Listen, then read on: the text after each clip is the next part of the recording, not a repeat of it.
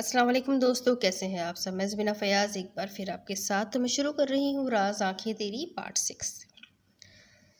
کچھ دن پہلے متسم چودھری کے جانے کے بعد حیات وہیں صوفے پر بیٹھی رونے میں مصروف تھی جب متسم چودھری اس کے تھپڑ مار کر گھر چھوڑ کر گیا تھا۔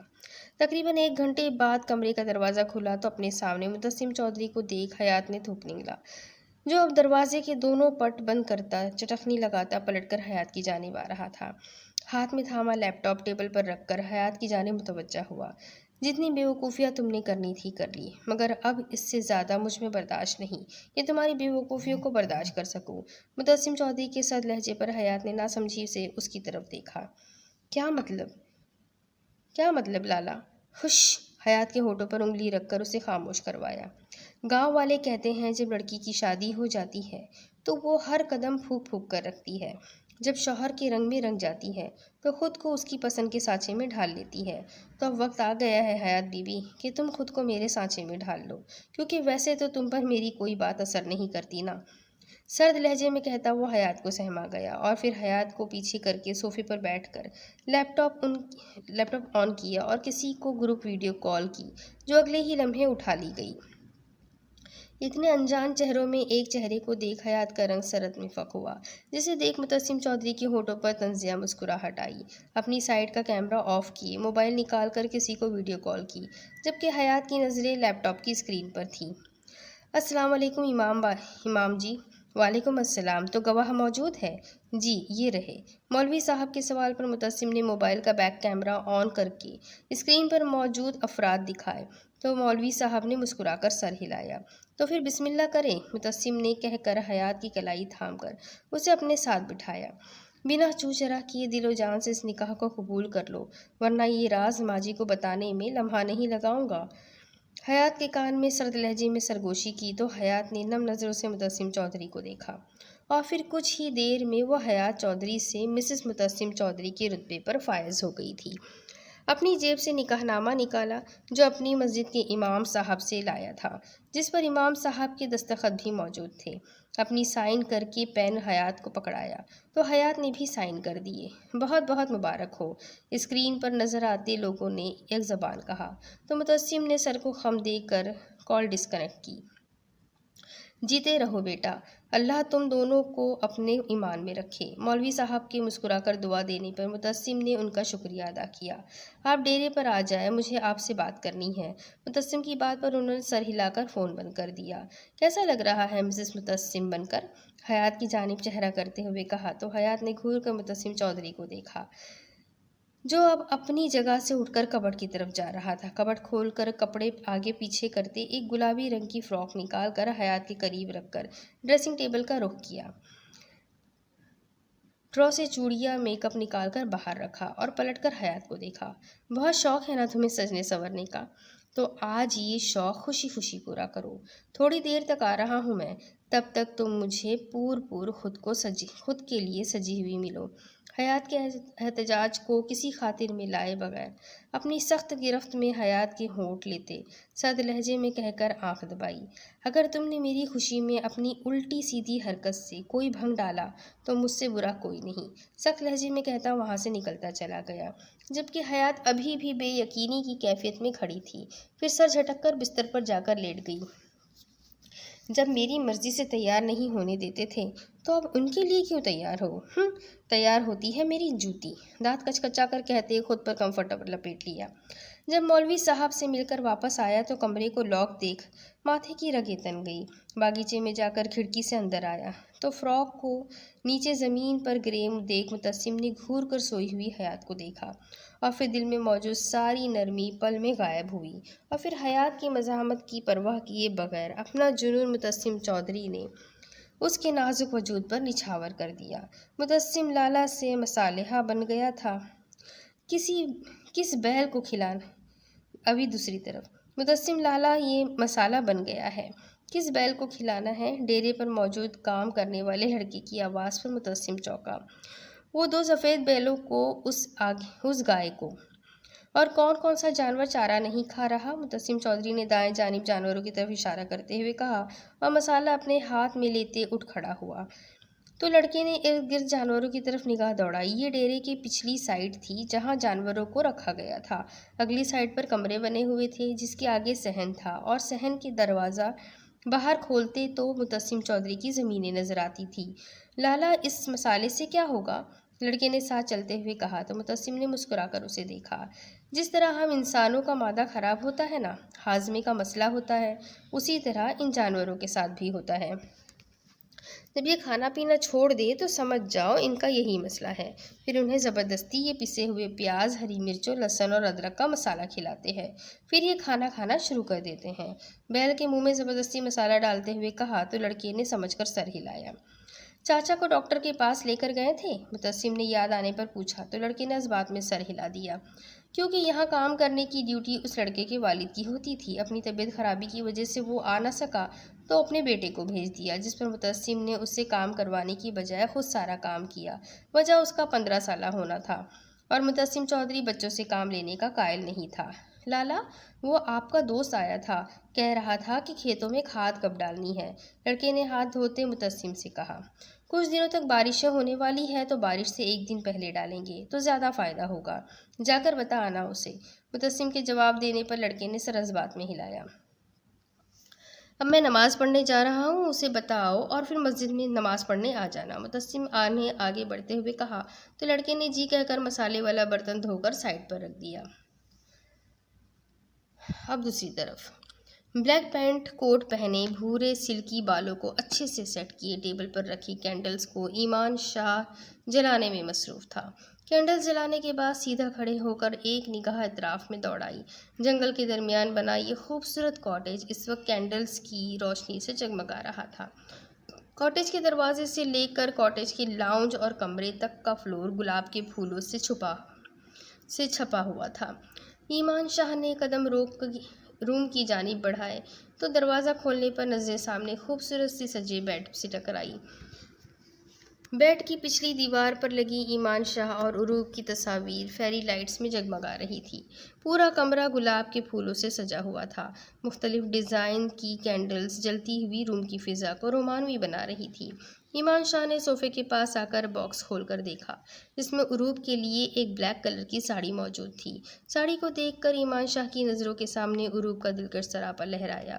ہونٹ کا کونا دانتوں تلے دبا کر نظریں گھڑی پر دوڑائی جو رات کے 9 بجنے کا وقت بتا رہی تھی۔ ایمان کا پہلے ارادہ عروق کو خود ہی پک کرنے کا تھا، مگر وہ یہ سب خود ارینج کرنا چاہتا تھا، اسی لیے پک کرنے کا ارادہ کینسل کر کے سب ارینجمنٹس میں جڑ گیا اور اپنے ڈرائیور کو عروق کو لانے کے لیے بھیج دیا۔ باہر کسی کی موجودگی محسوس کر کے ایمان شاہ کے ہونٹوں پر زندگی سے بھرپور مسکراہٹ رینگ گئی۔ باکس صوفے پر رکھ کر باہر کی جانب تیز قدموں سے بڑھا، مگر جیسے ہی ایمان شاہ باہر آیا، اپنے سامنے عروق کی بجائے روزی کو دیکھتے ہی سختی سے اپنے لب بھیجے۔ کیا کر رہی ہو یہاں تم؟ سخت لہجے میں گررا کر کہا تو روزی کے ہونٹوں پر مسکراہٹ رینگ گئی۔ پنک کلر کی شارٹ ڈریس پہنے، بالوں کو کندھوں پر کھلا چھوڑے وہ اس وقت کسی بھی مرد کو بہکا سکتی تھی۔ اوہ کم آن ایمان، آئی نو یہ سب تم نے میرے لیے کیا ہے۔ تم جانتے تھے کہ میں پاکستان آنے والی ہوں، اسی لیے یہ ارینجمنٹس کیے نا؟ چھوٹے چھوٹے قدم لیتی ایمان شاہ کے روبرو کھڑے ہو کر ایک ادا سے کہا تو ایمان شاہ نے سختی سے اپنی مٹھیاں بھیجی۔ اگر وہ مجبور نہ ہوتا تو اس لڑکی کو اسی وقت زندہ زمین میں گاڑ دیتا۔ 1 سیکنڈ کے اندر یہاں سے غائب ہو جاؤ، ورنہ دوسرے سیکنڈ میں تمہیں دنیا سے غائب کر دوں گا، دہاڑتے ہوئے کہا تو روزی نے ڈر کے 2 قدم پیچھے لیے، مگر چہرے پر مسکراہٹ ہنوز قائم تھی۔ اب تم اپنی دوست کے ساتھ یہ سلوک کرو گے مان؟ روزی نے اپنے خشک پڑتے ہونٹوں پر زبان پھیر کر مسکراتے ہوئے کہا، مگر اگلے ہی لمحے روزی کو اپنی جان نکلتی محسوس ہوئی جب ایمان شاہ نے اس کی گردن دبوچ کر اسے زمین سے اٹھایا۔ آئندہ مجھے اس نام کے ساتھ پکارا تو زبان گدی سے کھینچ لوں گا۔ اس کا حق صرف میری بیوی کے پاس ہے۔ اپنا مکروہ چہرہ لے کر یہاں سے دفع ہو جاؤ۔ چھوڑو، نہیں کہتی۔ ایمان شاہ کی شرٹ کو کھینچتے، اس کے سینے پر ہاتھ مارتے، خود کو بچانے کی کوشش کرتے ہوئے کہا تو ایمان نے ایک جھٹکے سے روزی کی گردن چھوڑی تو اس نے گرنے کے ڈر سے ایمان شاہ کے کوٹ کو مٹھیوں میں دبوچا۔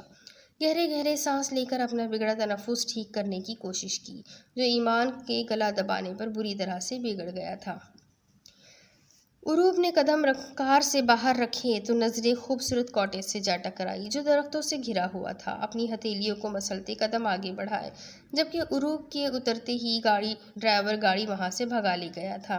रेड कलर की पाँव को छूती फ्रॉक पहने, खूबसूरती से मेकअप करके, होठों पर ब्लड रेड कलर की लिपस्टिक लगाकर वो आतिशा हुस्न लिए सहज सहज कर कदम अंदर की जानिब बढ़ाती। एक पल को ठिठकी, क्योंकि कॉटेज के बाएं जानिब वाइट कलर की कार मौजूद थी और ईमान शाह वाइट कलर्स की कार यूज़ नहीं करता था। उसे सिर्फ ब्लैक कलर की ही कार्स और बाइक्स पसंद थी। सर झटक कर कदम बढ़ाए तो अंदर से आती आवाज़ों को सुनकर उरूब का दिल बेसाख्ता धड़का। तुम बहुत जालिम इंसान हो, भारी लहजे में कहा गया किसी लड़की का शिकवा। उरूब का दिल बुरी तरह से धड़क गया। हाथ बढ़ाकर लकड़ी के दरवाजे को धकेला तो नजरें पीठ किए खड़ी लड़की से टकराई जो ईमान शाह का कोट था में गहरी सांसें ले रही थी। मैं सफाक जानवर हूँ, लड़की की थोड़ी को दबोचते सर लहजे में कहा। गैर इरादी नज़र सामने उठी तो पलटना भूल गई और अपने दिलकश सरापे को पूर उसके लिए सजाए नम आंखों में शिकवे लिए ईमान शाह को ही देख रही थी। फिर आहिस्ता से कदम पीछे लेती झटके से पलट गई, जबकि ईमान शाह अभी भी वहीं साकित खड़ा था। अगर तुम नहीं चाहती कि मैं इस्तांबुल और पाकिस्तान की मीडिया में तुम्हारे खिलाफ मौजूद सभी राज खोल दूँ और तुम पल में आसमान से ज़मीन पर आ गिरो अपनी बहन की तरह, तो यहाँ से दफ़ा हो जाओ। रोज़ी को अछूत की मानिंद धक्का देते हुए दहाड़ते हुए कहा और बाहर की जानिब दौड़ लगा दी। तेज तेज कदम लेती अपने हाथों से आंसू पोंछती अनजान रास्ते पर आगे बढ़ती जा रही थी, क्योंकि यहाँ आते हुए तो ध्यान के सभी धागे ईमान शाह से जुड़े हुए थे। वो कहाँ जा रही है, किस रास्ते पर है, उसे कुछ खबर नहीं थी। अगर कुछ मालूम था तो बस ये कि उन रास्तों की मंजिल ईमान शाह है। मगर वहाँ जाकर मालूम हुआ जिसे वो मंजिल समझ रही थी वो तो एक सराब था। उरूब रुको, मेरी बात सुनो। ईमान शाह के चिल्लाने की आवाज़ पर उरूब के कदम छिटक कर रुक गए। एक झटके में पलटकर अपनी जानिब आते ईमान शाह को देखा, जिसके चेहरे के हवास उड़े हुए लग रहे थे। भागता हुआ वो एक ही जुस्त में उरूब के करीब पहुंचा। मुझे तलाक दो ईमान शाह, अभी के अभी, नहीं रहना मुझे तुम जैसे धोखेबाज इंसान के साथ। ईमान शाह की जानिब कदम बढ़ाते चिल्लाकर कहा तो ईमान ने सख्त नज़रों से उरूब को घूरा। दोबारा ये लफ्ज़ मैं तुम्हारे मुंह से ना सुनूं। बिना उरूब की मज़ाहमत को खातिर में लाए उसे खुद के करीब करते सर्द लहजे में कहा। तो उरूब ने नम शिकवा कुन्ना नज़रों से ईमान शाह को देखा। कौन सा धोखा दिया है? हाँ मैंने तुम्हें, बताओ, कोई सबूत है क्या तुम्हारे पास? उरूब की कमर में बाजू लपेट कर उसे खुद में भींचते हुए चिल्लाकर कहा। तो उरूब ने नफरत से चेहरे का रुख फेर लिया। ईमान कुछ पल तो खामोशी से उरूब के खूबसूरत चेहरे को देखता रहा और फिर एक झटके में उरूब को अपनी बाहों में भरकर कदम कॉटेज की जानिब बढ़ाए, क्योंकि वो जानता था रोज़ी रुकने की गलती नहीं करेगी अभी तक वहाँ पर, और वो वहाँ से चली गई होगी। छोड़ो मुझे, बदतमीज़ इंसान, नहीं जाना मुझे तुम्हारे साथ। ईमान शाह के सीने पर मुक्कों की बरसात करते चिल्लाकर कहा। मगर ईमान शाह कान लपेटे नाक की सीध में चलता रहा। चेहरे के तासुरात सपाट थे। कॉटेज में दाखिल होकर पाँव की मदद से दरवाज़ा बंद किया और कमरे की जानिब कदम बढ़ाए। मुझे नहीं जाना वहाँ ईमान शाह, जहाँ तुम अपनी महबूबा के साथ वक्त गुजार चुके हो। ईमान शाह के बालों को अपनी मुट्ठी में दबोचते हुए चिल्लाकर कहा। तो ईमान ने सर्द नज़रों से उरूब को देखा और कमरे में दाखिल होकर पटकने के अंदाज में उरूब को बेड पर लिटा दिया। तो उरूब एक झटके में नीचे उतरकर ईमान शाह के रूबरू खड़ी हुई। खूबसूरत ग्रे ग्रीन आंखें इस वक्त रोने की वजह से सुर्ख पड़ चुकी थी। आंखों का मेकअप इर्द गिर्द फैल चुका था। सुर्ख भरे भरे होंठ बुरी तरह से कपकपा रहे थे, जिन्हें देख ईमान शाह का दिल बेसाख्ता धड़का। 2 कदम के फासले को समेटकर अपना दाया हाथ उरूब की गर्दन और चेहरे के दरमियान रखकर गुलाब सी नाजुक पंखड़ियों को महसूस करना चाहा। इससे पहले उरूब ने ईमान शाह के सीने पर हाथ रखकर उसे खुद से दूर ढकेला तो ईमान शाह एकदम से चौंक कर होश में आया। कितनी अजियत दोगे मुझे मान? मेरा कसूर इतना तो ना था। तुम नामहरम थे, तब तुमसे रिश्ते की नौयत और थी। अगर मैंने तब इनकार कर भी दिया था तो क्या गलत किया था? मुझे सिर्फ एक बात बताओ ईमान शाह, आप ही के तुमसे एक बार शादी के कहने पर मैंने इनकार किया, क्योंकि मैं जानती थी ये बड़ों का फैसला है। हमारे इस रिश्ते पर लोग सवाल नहीं उठा सकेंगे। मुझे बताओ, क्या तुम्हारे खुद के करीब आने पर तुम्हें धुतकारा? नहीं ना, मैंने ऐसा कुछ नहीं किया। तो किस बात की सज़ा दे रहे हो तुम मुझे? अगर तुम्हें इन सब से ही ताल्लुक़ बनाने थे तो मुझसे अपनी नफ़रत का इजहार वैसे ही कर लेते। मुझे क्यों इस घुटनज़दा रिश्ते में बांध दिया? अपना गिरेबान पकड़कर फूट फूट कर रोती उरूब को ईमान शाह ने संजीदा नज़रों से देखा और फिर उरूब की गर्दन में हाथ लपेटकर उसका रुख बेड की तरफ किया। अगर मैं यहाँ किसी और के साथ होता तो यहाँ तुम्हारी तस्वीर नहीं होती। मैं अपने किरदार की वजाहत नहीं दूंगा। वो कौन थी, यहाँ क्यों थी, तुम्हें बताना ज़रूरी नहीं समझता। मुझ पर यकीन है तो इस बात को मान लो, मेरा उससे या किसी भी लड़की से कोई ताल्लुक न था और न है। रूप के कान में सरगोशी करते अपने लब कान की लौ पर रखकर 2 कदम पीछे हुआ। कोट उतार कर सोफे पर फेंका और शर्ट के ऊपरी 2 बटन खोल दिए। आस्तीनों को कोनियों तक फोल्ड किया। बीवी हूँ मैं तुम्हारी, हक है मेरा तुमसे सवाल जवाब करने का। रूप ने सामने सोफे पर टेक लगाकर बैठते ही ईमान शाह को देखते नम लहजे में कहा तो ईमान शाह के होठों पर मुस्कुराहट रेंग गई। बीवी के तो और भी बहुत से हुकूक होते हैं और फ़राइज़ होते हैं। जब वो पूरे नहीं हुए तो सवाल जवाब भी रहने दो। सिगरेट सुलगाकर होठों से लगाते हुए कहा तो रूप को आंसुओं का गोला अपने गले में फंसता हुआ महसूस हुआ। तो फिर ये सब तुम मुझे तकलीफ देने के लिए कर रहे हो? नजरें ईमान शाह के चेहरे से हटाकर इर्द गिर्द दौड़ाते हुए कहा तो दिल बेसाख्ता धड़का। वाह, तुम तो बहुत जल्द समझ गई। इम्प्रेसिव, ईमान शाह ने तंज़िया लहजे में कहा तो उरूब ने नम नज़रों से ईमान शाह के वजी चेहरे को देखा। इधर आओ, अपना दायां हाथ उरूब की जानिब बढ़ाते हुए नरम लहजे में कहा तो उरूब ने एक नज़र ईमान शाह के बढ़ाए हुए हाथ और फिर ईमान शाह के खूबरू चेहरे को देखा। गले में गिल्टी सी उभर कर मालूम हुई।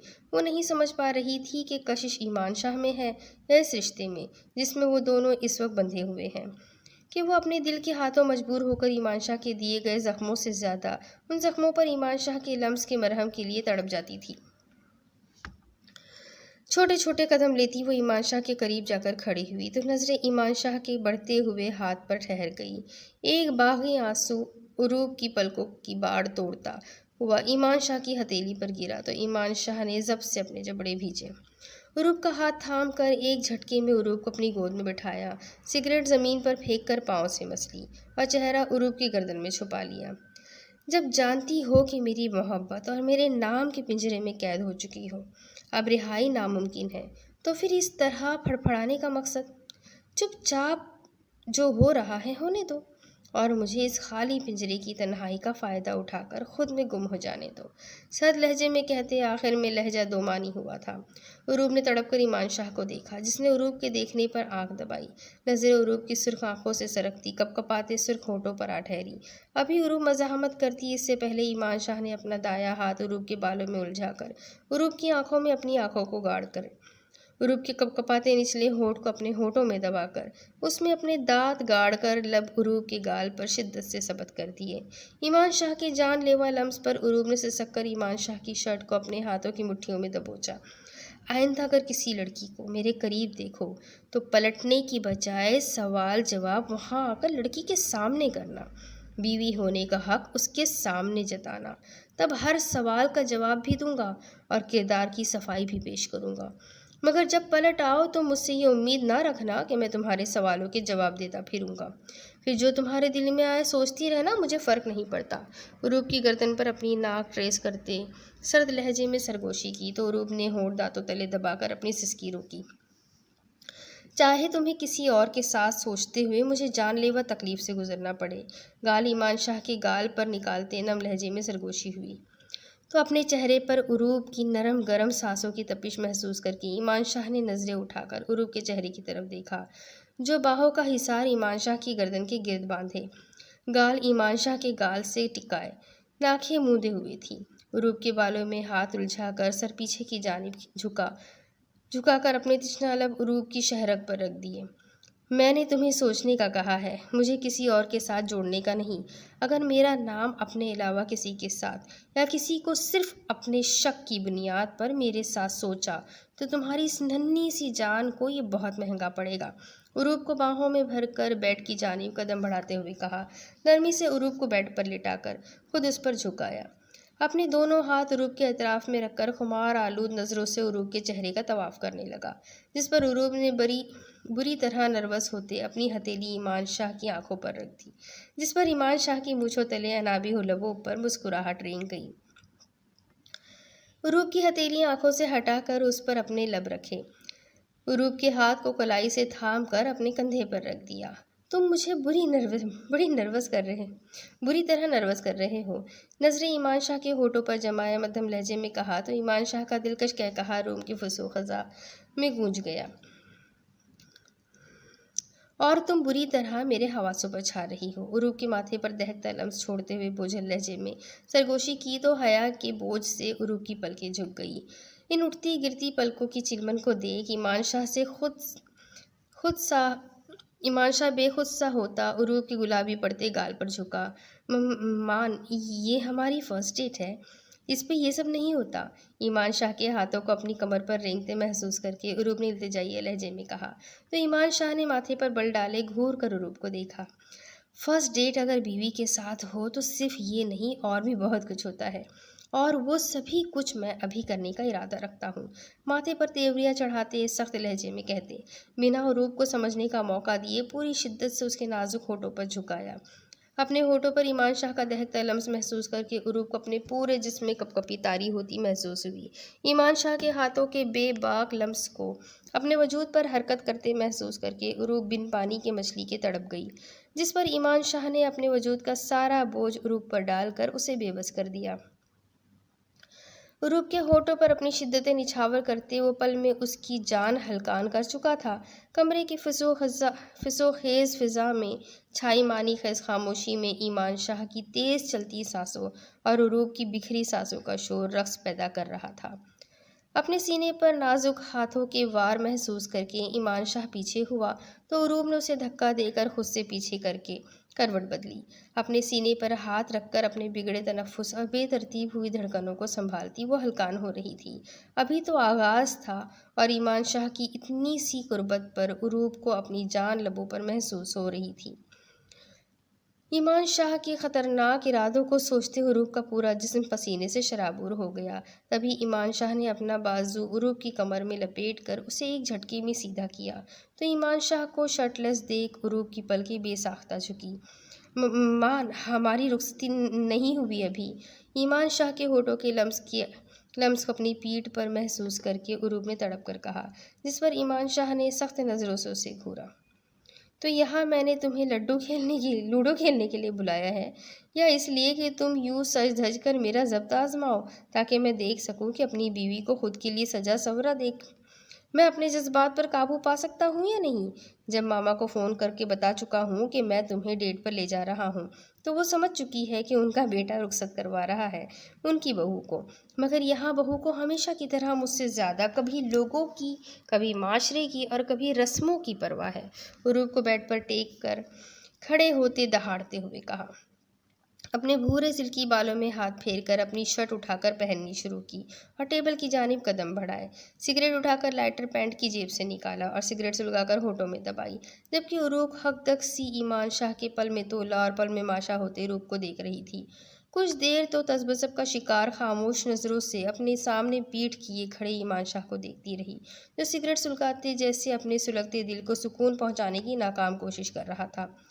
مجھے نہیں پتا کہ تمہارے بلا وجہ کے غصے، کبھی نفرت کے اظہار، کبھی تمہیں غیر لڑکیوں کے ساتھ دیکھنے کے باوجود بھی کیوں میرا دل تمہارے ساتھ کے لیے تڑپ رہا ہے۔ مجھے تم سے محبت نہیں تھی، یہاں تک کہ جب میں تمہارے لیے دلہن بن رہی تھی تب بھی نہیں تھی، مگر جب نکاح ہوا تم میرے اتنے قریب آ کر مجھ سے نفرت کا اظہار کر گئے، میرا دل کیا دہاڑے مار مار کر رو دوں۔ تمہیں پا لینے سے پہلے کھو دینے کا احساس، تمہارے لبوں سے محبت کی بجائے نفرت بھرے الفاظ سن کر مجھے لگا میں نے تمہیں کھو دیا۔ تم ناراض ہو رہے ہو تو مجھے لگ رہا ہے کہ کوئی میرے جسم سے روح کو کھینچ رہا ہے۔ تم چاہتے ہو ہم اس رشتے کا آغاز کر لیں، مجھے کوئی اعتراض نہیں، میں تمہاری ناراضگی برداشت نہیں کر سکتی مان۔ سر ایمان شاہ کی پشت سے ٹکائے اپنے نازک ہاتھوں کا حصار ایمان شاہ کے سینے کے گرد باندھے مدھم لہجے میں سرگوشی کی، مگر آخری بات کرتے ہوئے زبان لڑکھڑائی، جس سے محسوس کر کے ایمان شاہ کے انابی ہونٹوں پر مسکراہٹ رنگ گئی۔ مطلب تمہیں کوئی اعتراض نہیں، تم مجھے اجازت دے رہی ہو کہ میں آج ہم دونوں کے جسموں کو ایک جان کر دوں۔ پلٹ کر عروپ کے کان میں گمبھیر لہجے میں سرگوشی کی تو عروپ نے آنکھیں بند کر کے سر اس بات میں ہلایا، جس پر ایمان شاہ نے عروپ کو باہوں میں بھر کر بیٹھ کا رخ کیا۔ عروپ کو بیڈ پر لٹا کر اپنی شرٹ اتار کر دور پھینکی۔ اس دوران نظریں عروب کی بند آنکھوں پر ہوتی کپ کپاتے وجود پر ٹھہر سی گئی۔ ہاتھ بڑھا کر دوپٹہ عروب کی گردن سے نکال کر دور اچھالا۔ عروب نے بیڈ شیٹ کو مٹھیوں میں دبوچ لیا، جسے دیکھ ایمان شاہ نے بمشکل اپنا کہا ضبط کیا۔ ہاتھ بڑھا کر کمفرٹر سے دونوں کے وجود کو ڈھانپ کر اپنے دونوں ہاتھ عروب کی کمر کے گرد باندھے۔ ایک بار پھر سوچ لو مسز، بعد میں شکوہ مت کرنا مجھ سے، اپنی دہکتی سانسیں عروب کے چہرے پر چھوڑتے ہوئے کہا۔ تو عروب نے اپنی سرخ پڑتی آنکھوں کو واہ کر کے ایمان شاہ کو دیکھا، جو سنجیدہ چہرہ لیے مگر روشن چمکتی شوق نظروں سے عروب کو دیکھ رہا تھا۔ نہیں، اپنے خشک پڑتے ہونٹوں پر زبان پھیر کر یک لفظی جواب دیا، جسے ایمان شاہ نے کندھے اچکا دیے۔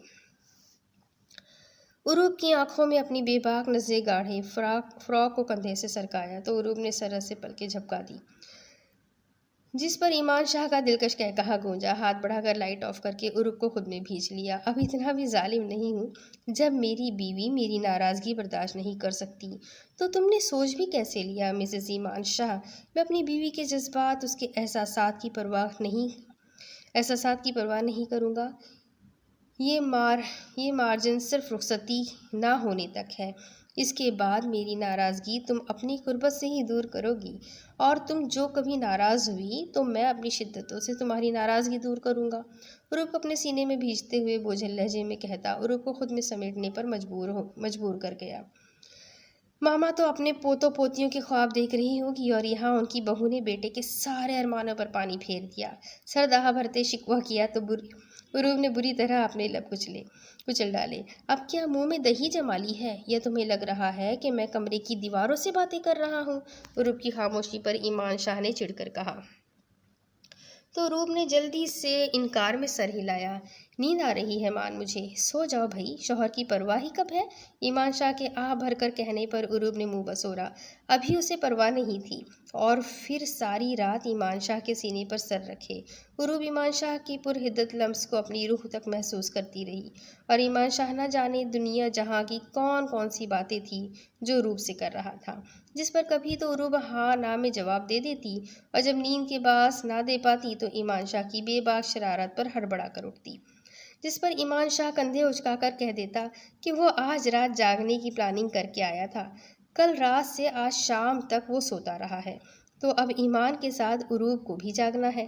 ایمان شاہ کی بات پر عروب نے پھٹی پھٹی آنکھوں سے اس بے حس انسان کو دیکھا، جو دن چڑھے تک نہ خود سویا اور نہ عروب کو سونے دیا، اور پھر صبح کے 10 بجے کے قریب عروب کو اپنی باہوں میں دبوچے گہری نیند سو گیا، جس پر عروب نے سکھ کا سانس لے کر آنکھیں موند لی۔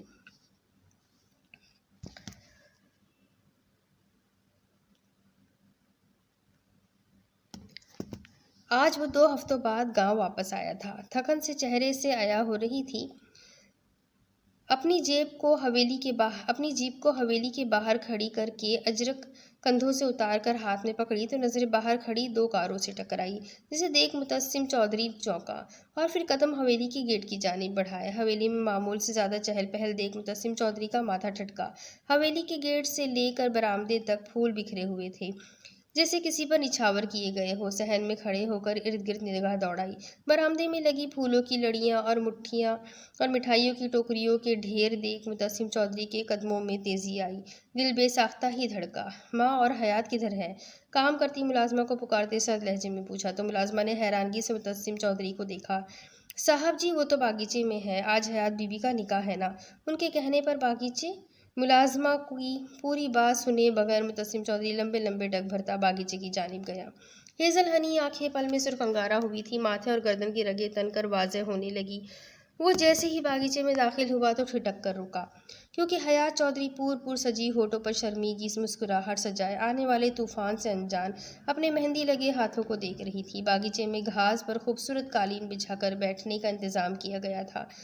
چاندی کے بڑے بڑے تھال پھولوں سے سجے ہوئے تھے، جن پر زیورات کو سجایا گیا تھا۔ یہ ٹھٹکنا صرف ایک پل کے لیے ہی تھا، اور پھر متبسم چودھری نے کسی کو سمجھنے کا موقع دیے بغیر دلہا بنے بیٹھے معیز الدین کو دھنک کر رکھ دیا۔ سب اس اچانک ہوئی افتاد پر بھوچکا رہ گئے۔ کیا کر رہے ہو؟ چھوڑو لڑکے کو، ورنہ مجھ سے برا کوئی نہیں ہوگا۔ نور بیگم کی آواز کو نظر انداز کیے متبسم بے دریغ مکوں اور لاتوں کی برسات معیز الدین پر کر رہا تھا۔ मौलवी साहब और सलाहुद्दीन साहब के दोस्त मिलकर मुतस्सिम को पीछे करने की कोशिश कर रहे थे, जो जख्मी शेर की तरह अपने दुश्मन पर पिल पड़ा था। मइजुद्दीन के बेजान होते वजूद को ठोकर रसीद करके झटके से अपनी बाजू छुड़वाते हयात की जानिब पलटा, जो थर थर कांपने में मसरूफ थी। हिम्मत भी कैसे हुई तुम्हारी ये सब करने की? जान से मार दूंगा मैं तुम्हें आज, पागल औरत, हयात के बाजू को दबोचते हुर्रा कर कहा। तो हयात को अपना वजूद बेजान होता महसूस हुआ, जबकि सलाहुद्दीन साहब के इशारा करने पर उनके दोस्त मइजुद्दीन को वहां से उठाकर बाहर ले गए थे। छोड़ो इसे, ये निकाह मेरी मर्जी से हो रहा था। नूर बेगम ने मुतस्सिम की गिरफ्त से हयात को निकालकर अपने पीछे करते हुए सख्त लहजे में कहा, निकाह में है ये मेरे, बीवी बना चुका हूँ मैं इसे, और ये सब जानते बूझते निकाह कर रही थी। मैंने निकाह ना किया होता तब भी मैं इसकी शादी किसी और से होने ना देता। तो इसकी हिम्मत कैसे हुई मेरी इज्जत का तमाशा लगाने की? आंखों में वहशत लिए जख्मी शेर की तरह दहाड़ते हुए कहा। तो नूर बेगम ने बेयकीनी से बेटे को देखा। कब किया तूने निकाह? नूर बेगम ने सख्त लहजे में पूछा। तो मुतस्सिम ने थर थर कांपती हया से नजरें हटाकर सलाहुद्दीन साहब को देखा। 1 महीना पहले, और आपके शौहर गवाह है इस बात के, मुतस्सिम ने चबा चबा कर कहा। तो नूर बेगम ने सर थाम लिया। जब आप जानते थे कि ये निकाह कर चुका है तो क्यों मुझे निकाह जल्द करने का कहा? इतना बड़ा गुनाह करवाने वाले थे आप। इस बिल्ली को ठेले से बाहर भी तो निकालना था। जब निकाह कर लिया तो दुनिया वालों से छुपाने की क्या ज़रूरत थी? मैंने तो कहा था बता दो सबको, मगर नहीं। अब पूछो अपने नवाबजादे से, क्यों नहीं बताना चाहता था? सलाहुद्दीन साहब के कहने पर मुतस्सिम ने सख्ती से अपनी मुट्ठियाँ भींची। ये पूछताछ बाद में होगी। मौलवी साहब, आप आज दोबारा से इन दोनों का निकाह पढ़वाएं, नूर बेगम ने सख्त करखत लहजे में कहा, और मुतस्सिम को बाजू से पकड़कर नीचे बिठाया, जो अपनी सुर्ख अंगारा होती आंखों से हयात ही को निगलने के दर पे था। एक नज़र नूर बेगम को देखकर बैठ गया, और फिर कुछ ही देर में निकाह दोबारा सरअंजाम पाया। मौलवी साहब और गवाहान को बाहर छोड़कर सलाहुद्दीन साहब वापस आए तो नज़र मुतस्सिम चौधरी पर जा टिकी, जो नज़र झुकाए एक टांग फोल्ड करके, जबकि दूसरी टांग के घुटने पर हाथ टिकाए किसी सोच में गुम था, और हयात नूर बेगम से चिपकी बैठी थी। तो आप जानते थे ये सब? नूर बेगम के सवाल पर सलाहुद्दीन साहब ने इस बात में सर हिलाया। मैंने तो कहा था बता दो, मगर नवाब साहब का कहना था अगर गांव वालों को शादी का पता चला तो उसे सरपंच बना दिया जाएगा, और अभी ये जिम्मेदारी उन्हें ही उठाना चाहता, सलाहुद्दीन साहब ने सख्त लहजे में कहा। तो मुतस्सिम ने नजरें उठाकर सामने खोले पर बैठी हयात को देखा। अगर वो इस वक्त अकेली होती तो मुतस्सिम अब तक उसका दिमाग ठिकाने लगा चुका होता। खुद पर जबर करता वो ये सब खत्म होने का इंतजार कर रहा था। निकाह कर सकते हो मगर जिम्मेदारी नहीं उठा सकते? वाह पुत्र जी, मुझे ये तो बताओ, निकाह से बढ़कर, अपनी बीवी से बढ़कर कोई जिम्मेदारी होती है मर्द पर? जब वो जिम्मेदारी उठा ली तो गांव की जिम्मेदारी उठाने में क्या मसला है? नूर बेगम के कहने पर मुतस्सिम अपनी जगह से उठा। कुछ मजबूरियां हैं मेरी माँ जी, दुनिया के सामने अभी इस रिश्ते को नहीं लाना चाहता था, और ये बात मैं किसी को नहीं समझा सकता, मगर अब जो निकाह कर दिया है तो मुझे अभी इसी वक्त रुखसती चाहिए। मुतस्सिम के दो टोक अंदाज पर नूर बेगम ने हंकारा भरा। अगले महीने रुखसती रख रही हूँ मैं तब तक। अभी नूर बेगम बात पूरी करती कि मुतस्सिम उन्हें टोक गया। मनकूहा नहीं है, मेरी बीवी बन चुकी है ये, अब इन चोचलों के लिए वक्त नहीं है मेरे पास। अगर रुखसती या शादी दोबारा से करना चाहती हैं कर ले, मगर हयात मेरे साथ ही रहेगी। आगे बढ़कर हयात का हाथ थामते हुए कहा।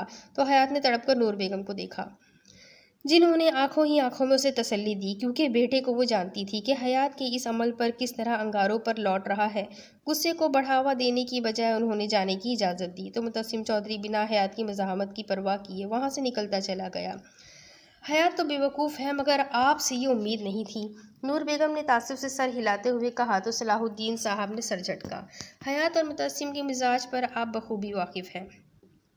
मैं नहीं चाहता था कि मुतस्सिम अपनी ज़िद्दी और गुस्सीली तबीयत और हयात बेवकूफ़ियों से इस रिश्ते को ख़राब कर ले। मियाँ बीवी के रिश्ते में ऊंच नीच होती रहती है, और बच्चे जब खुद को समझदार और ख़ुद मुख्तार समझकर आपस के मामला सुलझाने लगे तो मज़ीद उलझ जाते हैं।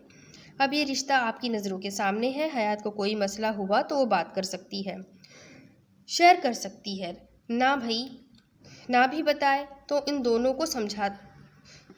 को समझाती रहा करे। सलाहुद्दीन साहब ने उठते हुए कहा। تو نور بیگم نے سمجھ کر سر اس بات میں ہلا لیا، مگر اس نکاح کی کیا ضرورت تھی؟ آپ جانتے ہیں کس قدر غصہ ہے اب وہ متسم۔ دوست تھا میرا، سب بتا چکا تھا اسے میں۔ کیا لگتا ہے ایک گاؤں کا سردار دوسرے گاؤں آ کر اپنے سے کم عمر لڑکے کے ہاتھوں بے عزت ہو کر یوں چلا جائے گا، اور بعد میں اس کے ساتھ آئے لوگ گواہ بھی بن جائیں گے؟ حد کرتی ہو چودھرائن تم، صلاح الدین نے تعصب سے سر ہلاتے ہوئے کہا۔ تو نور بیگم نے اپنی نکمی اولاد کی سازش پر دانت پیسے۔ زیادہ غصہ تو تحریم پر آیا جو گھنی بنی متسم کے خلاف کر رہی تھی کہ وہ حیات کو خوش نہیں رکھے گا۔ دانت پیس کر اٹھتے ہوئے نیلو کو حیات کا سامان پیک کرنے کو کہا تاکہ کل متسم کے کمرے میں بھیج سکے۔ اب اس کے آگے کی کہانی میں آپ کو اگلی قسط میں سناتی ہوں کہ آگے کیا ہوگا۔ یہ جاننے کے لیے میرے ساتھ بنے رہیں، اگلی قسط میں پھر ملیں گے۔ کافی انٹرسٹنگ کہانی ہے۔ تب تک کے لیے اللہ حافظ۔